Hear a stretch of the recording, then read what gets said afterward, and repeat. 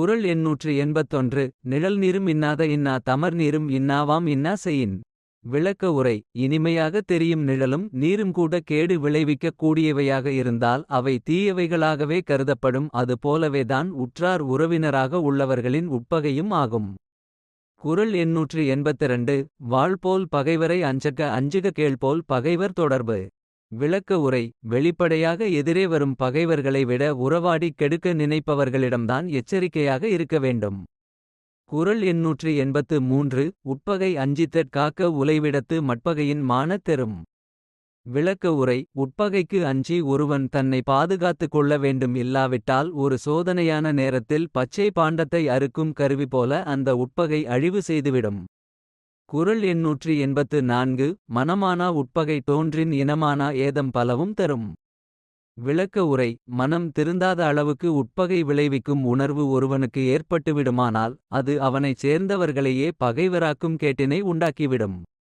குறள் எண் 185. உரல்முறையான் உட்பகை தோன்றின் இரல்முறையான் ஏதம் பலவும் தரும். விளக்க உரை. நெருங்கிய உறவினருக்கிடையே தோன்றும் உட்பகையானது அவர்களுக்கு கேடு விளைவிக்கக்கூடிய பல துன்பங்களை உண்டாக்கும். குறள் எண் 186. ஒன்றாமை ஒன்றியார் கட்படின் எஞ்ஞன்றும் பொன்றாமை ஒன்றல் அரிது. விளக்க உரை. ஒன்றி இருந்தவர்களிடையே உட்பகை தோன்றிவிடுமானால் அதனால் ஏற்படும் அழிவைத் தடுப்பது என்பது எந்த காலத்திலும் அரிதான செயலாகும். குறள் எண் 187. செப்பின் புணர்ச்சிபோற் கூடினும் கூடாதே உட்பகை உற்ற குடி. விளக்க உரை. செப்பு எனப்படும் சிமிழில் அதன் மூடி பொருந்தியிருப்பது போல வெளித்தோற்றத்துக்கு மட்டுமே தெரியும். அவ்வாறே உட்பகையுள்ளவர்கள் உளமாற பொருந்தியிருக்க மாட்டார்கள். குறள் எண் 188. அறம்பொருத பொன் போல தேயும் உரம்பொரு துட்பகை உற்ற குடி.